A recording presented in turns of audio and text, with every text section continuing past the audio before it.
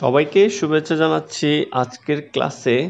আজকের ক্লাসে আমরা প্রাচীন বাংলার পরিভ্রাজক নিয়ে আলোচনা করব। পরিভ্রাজক শব্দের অর্থ হচ্ছে পর্যটক। প্রাচীন বাংলায় অনেক পর্যটক এসেছিলেন, যাদের রচিত গ্রন্থ থেকে আমরা প্রাচীন বাংলা ও ভারতবর্ষের ইতিহাস সম্পর্কে জানতে পারি। আমরা কিওয়ার্ডের মাধ্যমে এখন পরিভ্রাজক সম্পর্কে জানব। প্রথমেই পরিভ্রাজক হিসেবে ভারতবর্ষে এসেছিলেন মেগাস্তিনিস খ্রিস্টপূর্ব 302 এ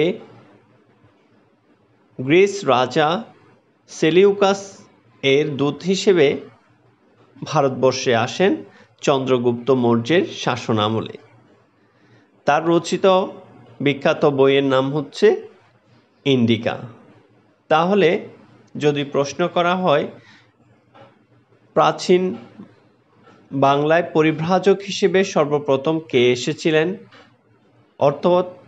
অথবা ভারতবর্ষে প্রথম পরিভ্রাজক কে ছিলেন, উত্তর হবে মেগাস্তিনিস।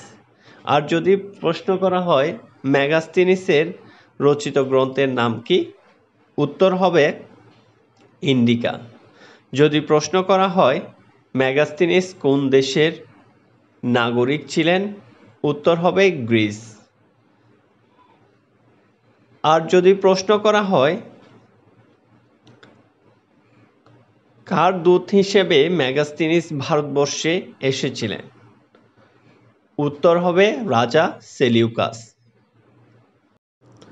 আর যদি প্রশ্ন করা হয় কার শাসনামলে মেগাস্তিনিস ভারতবর্ষে এসেছিলেন, উত্তর হবে চন্দ্রগুপ্ত মৌর্যের, অর্থাৎ মৌর্য শাসনামলে।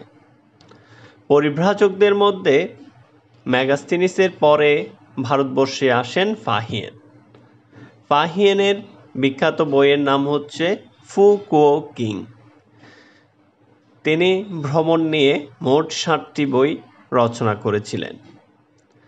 তিনি 399 খ্রিস্টাব্দে দ্বিতীয় চন্দ্রগুপ্তের আমলে ভারতবর্ষে আসেন এবং চম্পার রাজ্য দিয়ে বাংলায় প্রবেশ করেছিলেন।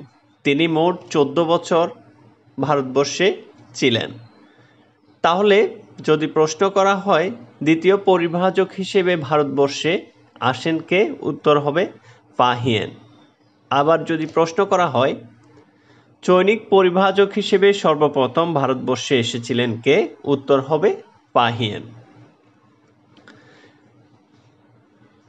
এবং প্রশ্ন যদি আসে ফাহিয়েন কার শাসনামলে প্রাচীন ভারতবর্ষ তৃতীয় করেছিলেন, পরিভ্রাজক হিসেবে দ্বিতীয় চন্দ্রগুপ্তের শাসনামলে হিসেবে বাংলায় এসেছিলেন হিউয়েন-সাং। এরপর হিউয়েন-সাং পরিভ্রাজক হিসেবে ভারতবর্ষে আসেন হর্ষবর্ধনের আমলে নাগরিক হিউয়েন-সাং। তিনি 630 খ্রিস্টাব্দে রচিত গ্রন্থের নাম হর্ষবর্ধনের আমলে তিনি নালন্দা ভারতবর্ষে আসেন, বিহারে পড়াশোনা করেন। তার বিখ্যাত বইয়ের নাম হচ্ছে সিন্ধি। কাছে তিনি নালন্দা অধ্যয়ন নেন, বিহারে পড়াশোনা করেন। তিনি রক্তমৃত্তিকা এবং শিলবজ্রের কাছে তিনি বৌদ্ধ ধর্ম বিষয়ে অধ্যয়ন ও কামরূপ ভ্রমণ করেন। তিনি তাহলে যদি প্রশ্ন করা হয় পুণ্ড্রনগর, সমতট, দ্বিতীয় চৈনিক পরিভ্রাজক হিসেবে ভারতবর্ষে আসেন ইত্যাদি অঞ্চল, উত্তর হবে হিউয়েন-সাং।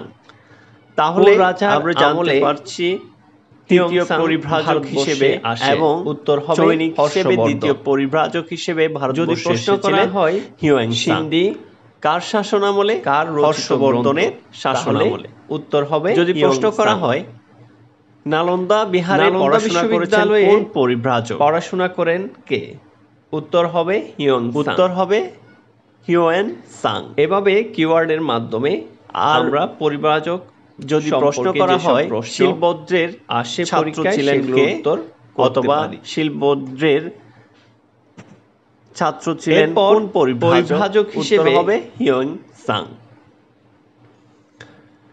এরপরে পরিভ্রাজক হিসেবে ইবনে বতুতা ভারতবর্ষে আসেন, মরক্কোর নাগরিক ছিলেন। ইবনে বতুতা একজন মরক্কোর নাগরিক। 1304 খ্রিস্টাব্দে তিনি 1304 খ্রিস্টাব্দে সুলতান মাহমুদ বিন শাসনামলে এর আমলে দিল্লি ভ্রমণ করেন। তার রচিত বিখ্যাত বইয়ের নাম হচ্ছে কিতাবুল রেহেলা।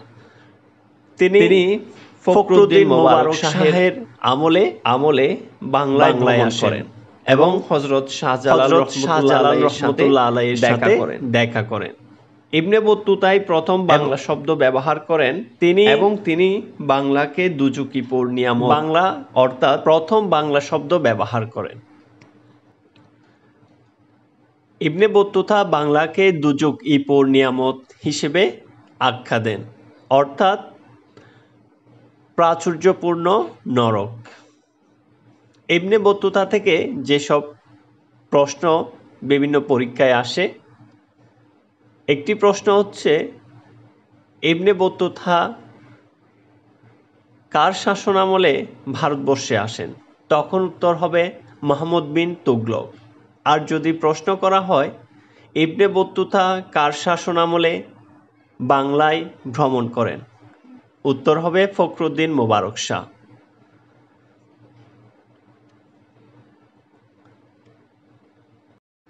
যদি প্রশ্ন করা হয় ইবনে বতুতা কোন দেশের নাগরিক? উত্তর হবে মরক্কো।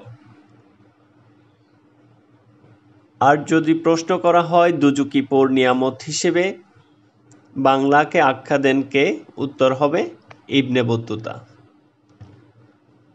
ইবনে বতুতার পরে পঞ্চম এবং শেষ পরিভ্রাজক হিসেবে বাংলায় আসেন মাহুয়ান।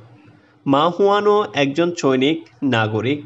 তিনি 1406 খ্রিস্টাব্দে গিয়াসউদ্দিন আজম শাহের আমলে বাংলায় আসেন এবং সোনারগাঁও ভ্রমণ করেন। তিনি সোনারগাঁওকে একটি প্রসিদ্ধ ব্যবসায়িক নগর হিসেবে আখ্যা দেন। তার বিখ্যাত বইয়ের নাম হচ্ছে ইং ইয়াং শ্যাং লাং। মাহুয়ান থেকে যেসব প্রশ্ন আসে সেগুলো হচ্ছে শেষ পরিভ্রাজক হিসেবে বাংলায় আসেন কে? উত্তর হবে মাহুয়ান। আরেকটি প্রশ্ন আসে মাহুয়ান কার শাসনামলে বাংলায় ভ্রমণ করেন? উত্তর হবে গিয়াসউদ্দিন আজম শাহের আমলে। আরেকটি প্রশ্ন আসে মাহুয়ান কোন নগরের কথা উল্লেখ করেছেন? উত্তর হবে সোনারগাঁও। আমরা প্রাচীন বাংলার পরিভ্রাজক সম্পর্কে এতক্ষণ আলোচনা করলাম। আমাদের আলোচনা আপনাদের কেমন লাগলো সেটা কমেন্ট করে জানাবেন। ধন্যবাদ সবাইকে।